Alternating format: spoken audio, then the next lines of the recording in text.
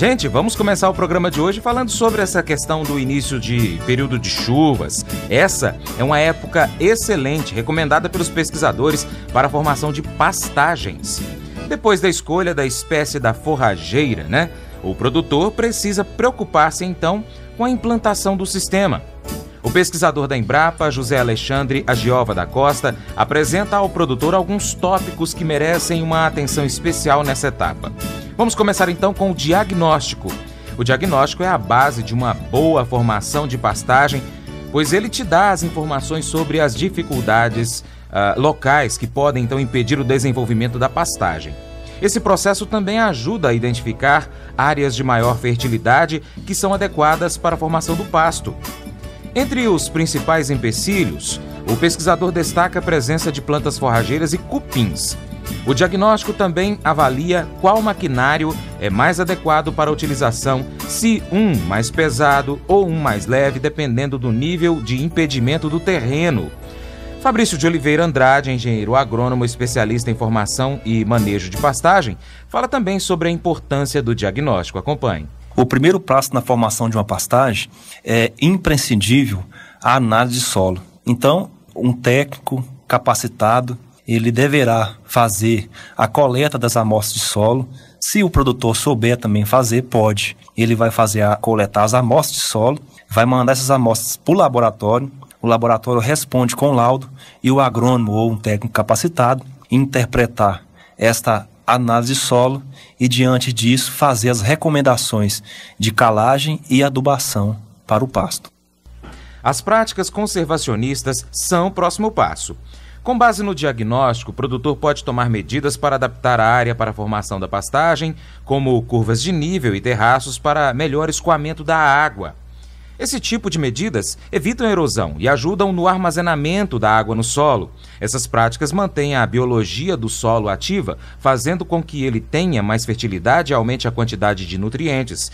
Elas são fundamentais para aumentar a longevidade da pastagem, reduzindo a degradação. Foi o que destacou o pesquisador.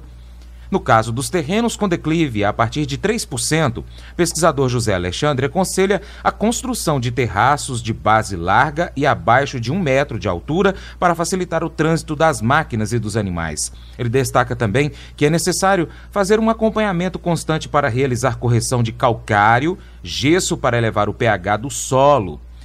No caso de sistemas de integração lavoura-pecuária, o processo é diferente, pois a pastagem, primeiramente, vai ser como alimento para animal e depois servirá de palhada para o plantio direto da lavoura. Quando ele volta a ser pasto, há uma dessecação e novamente um plantio direto daquela palhada que já se formou pela lavoura numa condição de solo mais coberto. Também existe situações que não é preciso então revolver o solo, simplesmente se distribui o corretivo em cobertura e faz um reforço das sementes. São situações especiais que podem, se pouco aplicáveis na maior parte de condições das fazendas do Brasil. O Fabrício, ele também fala sobre as técnicas e recomenda uma atenção especial ao sistema ILPF. Depois de coletada a amostra de solo, o laudo pronto e o técnico capacitado ter feito a interpretação dessa análise de solo e ter traçado as estratégias de adubação e calagem, aí nós podemos pensar então em práticas de conservação de solo. Por exemplo, curva de nível é uma prática já bem estudada, já bem divulgada e conhecida pelos produtores, e uma outra técnica que nós podemos lançar mão dela, inclusive, ela, além de ser uma técnica de conservação de solo, é uma técnica também para aumentar a fertilidade do solo, é o que nós chamamos de ILPF, Integração Lavoura-Pecuária, ou Integração Lavoura-Pecuária-Floresta, no caso de quem for consorciar com a silvicultura, que é plantio de eucalipto e outras árvores aí da silvicultura. A integração lavoura-pecuária-floresta é uma técnica que vem sendo estudada no Brasil inteiro, muitos produtores já a conhecem e ela traz ótimos resultados para quem quer trabalhar aí com pastagens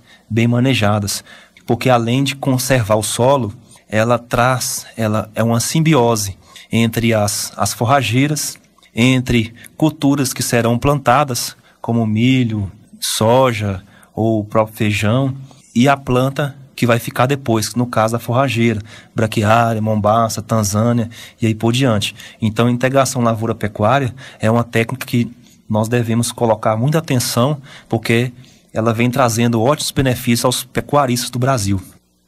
Em relação a máquinas agrícolas, José Alexandre destaca que, considerando a pecuária de corte brasileira, nem sempre os equipamentos estão em condições adequadas para a formação de uma pastagem em função dos altos custos de renovação das frotas, combustível, mão de obra e investimentos nas etapas anteriores. Para reduzir, então, os gastos, o pesquisador aconselha que os produtores considerem a oportunidade de terceirização dos serviços. É uma maneira de economizar e formar uma pastagem de alta qualidade e em condições plenas de uso. Se o maquinário da fazenda não estiver adequado, acho a terceirização uma excelente opção, disse o pesquisador. O Fabrício concorda.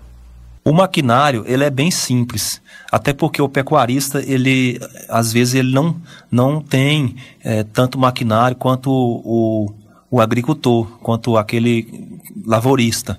Então, diante de um trator um trator simples e um vincom, ele consegue formar a sua pastagem.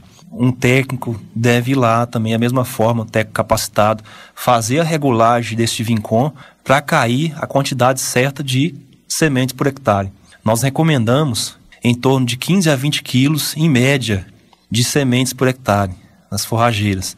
Depende da semente. Se for semente nucleada, pode cair um pouquinho menos. Se for semente convencional, a VC40, 32 e um VC maior, aí de 15 a 20 quilos por hectare. Agora, há aquele produtor de pequeno porte, por a sua propriedade ser pequena, que ele não tem condições de lançar a mão de um trator, de um vincom. Ele pode fazer a distribuição das sementes, adubação e calagem com a própria mão. A semente ela é bem simples de jogar. Se for em áreas pequenas, pode colocar dentro de um balde e espalhar de maneira uniforme a semente sobre a área.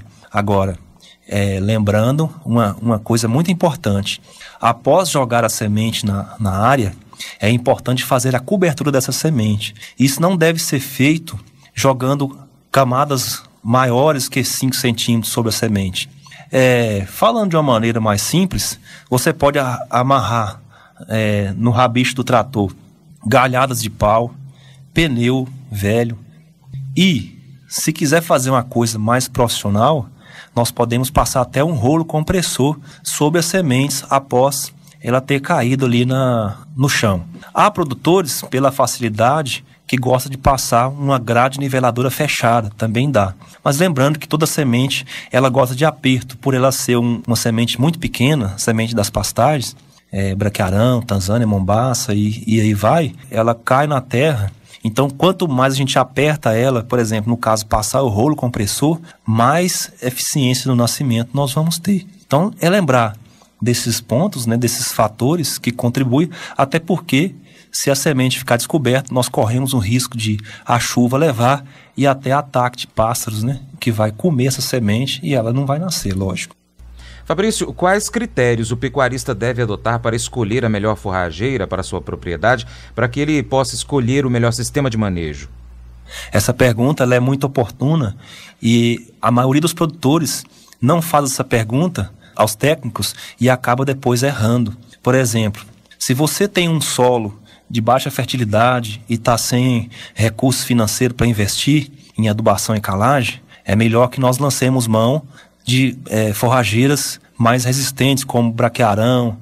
Braquiarinha é uma forrageira também bem resistente, mas o pessoal hoje está lançando mais mão do braquiarão. Se você tem um solo de baixa fertilidade, mas você vai investir um pouco a mais, aí você já pode lançar mão de um pânico, por exemplo, o tanzânia e o mombaça.